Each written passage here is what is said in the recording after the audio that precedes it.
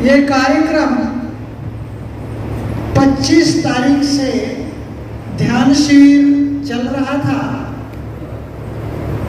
और आज ध्यान शिविर का समापन साथ साथ सदगुरु कबीर साहब के 624वीं जयंती के अवसर पर तब्दील कर दी गई है।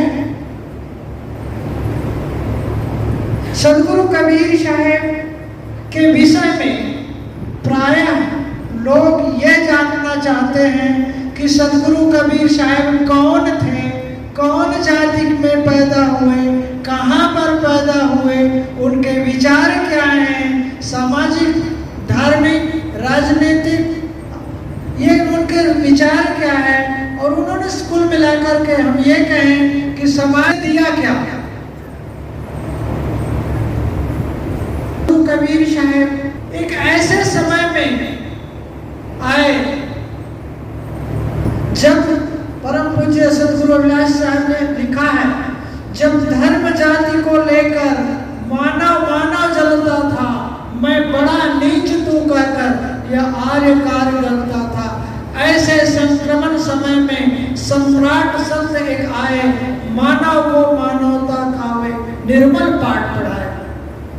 उन्होंने और भी लिखा, ज्येष्ठ मास की गर्मी में आए गर्मी लेकर, फटकारे तम्बी को प्रेम फुहारा देकर।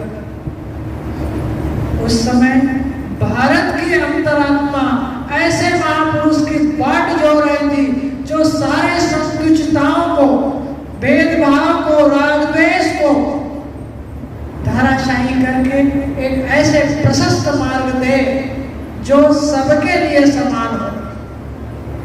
सदगुरु कबीर ऐसे थे। एक विद्वान ने लिखा, कबीर के पांव में सबके पांव। कबीर को आप याद कर लीजिए तो आप लगेगा कि हमने सबको याद कर लिया।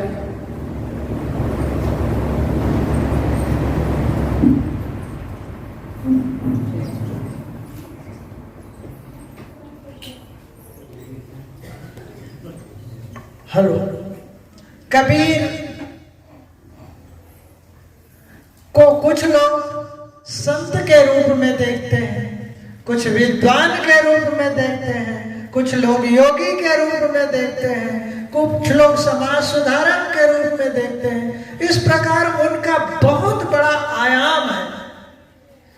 जैसे कहा गया कि हाथी के पांव में सबका पांव, अर्थात जो जिस दृष्टि से देखना चाहें वो उस रूप से दिखाई पड़ते हैं। कबीर एक छोटे मोटे नाम नहीं है, कबीर एक विशाल व्यक्तित्व के धनी हैं।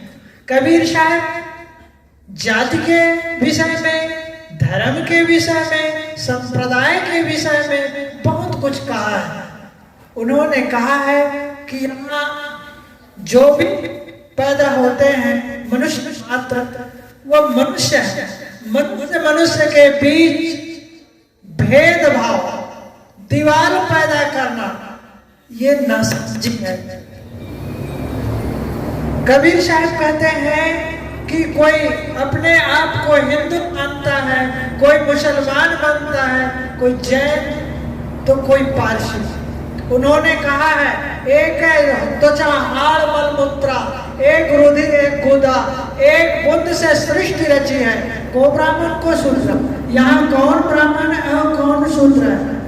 उन्होंने कहा है, यदि आप खतना करा करके मुसलमान होते हैं और मूंछ रखा करके कोई हिंदू होते हैं और जनेऊ पहन करके ब्राह्मण होते हैं, दाढ़ी रखा करके कोई मुसलमान होते हैं, उन्होंने कहा ये गलत है।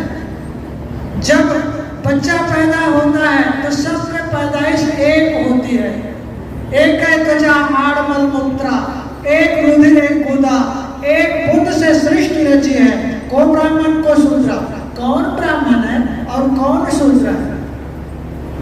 सबकी पैदाइश एक होती है। हमारे ऋषि भी कहते हैं, जन्मना जायते शूद्र संस्कारे तुच्छ उच्चते। जब जन्म होता है तो सब शूद्र ही होते हैं। संस्कार जब होता है तब वह ब्राह्मण होता है। कोई जाति के आधार पर छोटा नहीं होता है। मनुष्य अपने करनी से, अपने विचार से, रहने से छोटा और बड़ा होता है। कबीर साहब के विचारों को हम यदि खोजेंगे, जानेंगे कि यहाँ जाति से छोटा और बड़ा नहीं होता है, कोई पद से बड़ा और छोटा नहीं होता है। अपने व्यक्तित्व से, अपने रहने से, अपने आचरण से छोटा और बड़ा होता है। हम सबको चाहिए कि अपने रहनी, साहब ने कहा है कि रहनी रहे सो गुरु हमारा, हम रहनी के साथी। कोई ये नहीं, उन्होंने ये नहीं कहा कि मैं ब्राह्मण, क्षत्रिय, वैश्य, शूद्र, हिंदू, मुसलमान के साथ हूं। उन्होंने कहा रहनी के साथ है। हम रहनी पर ध्यान दें, आचरण पर ध्यान दें। जो व्यक्ति जाति के आधार पर मनुष्य मनुष्य के बीच दीवार पैदा करता है, वह एक प्रकार से गलत है। उन्होंने नारी और पुरुष के विषय में कहा है मनुष्य सब एक समान है। जैसे उन्होंने कहा है कि एक को पुरुषा को नारी, जेते औरत मर्द पाने सो सब रूप तुम्हारा। जब पाप दोनों को लगता है तो पुण्य भी दोनों को लगेगा। हाँ, इसका निश्चित है।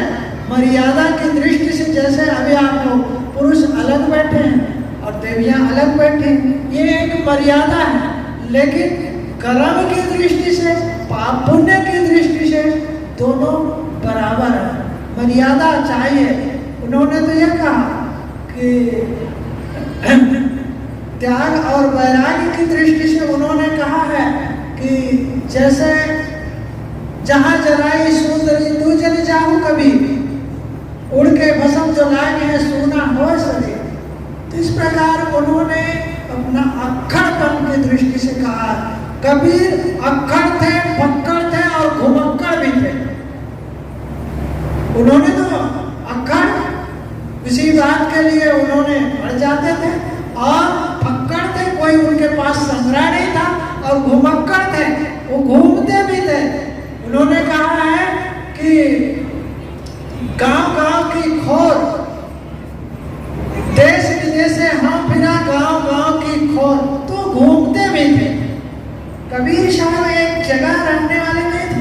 कबीर साहब का बहुत बड़ा आयाम है, इसलिए उनकी सारे दृष्टि को हम देखेंगे। उन्होंने तो ये कहा है धर्म के क्षेत्र में बहुत बड़े आडंबर है। धर्म के क्षेत्र में जितना जाति का नहीं है उससे भी ज्यादा आडंबर है। मनुष्य कहीं परमात्मा में ठोक देता है, कहीं अपने आप को मंदिर में बांधता है, कहीं गिरजा में बांधता है, कहीं प्रार्थना करता है, कहीं पूजा करता है। सदगुरु कबीर साहब कहते हैं कि बाहर खोजने की आवश्यकता नहीं है। हृदय बसे से राम न जाना, दिल में खोज दिलाई में खोजो, यह करी मारा। अंतर आत्मा में खोजो, भीतर खोजो। उन्होंने और भी कहा कि राम रमे ते कुकरी के पूता। राम तो कुकरी के पूत में भी रमता है। बाहर खोजने की आवश्यकता नहीं है, अपने अंदर आत्मा में करो। हमारे ऋषि क्या कहते हैं? रमन्ते योग ने अस्मिन् नित्य रामा। जिसमें योगी जन रमन करते हैं उस राम को खोजने की आवश्यकता है। तो कबीर साहब का बहुत बड़ा आयाम है। हमारे बीच पूज्यवर साहब जी विराजमान है। मैं अपनी बातों को यहीं पर समाप्त करते हुए सदगुरु कबीर साहब को श्रद्धांजलि समर्पित करता हूँ। बोलिए सदगुरुदेव की।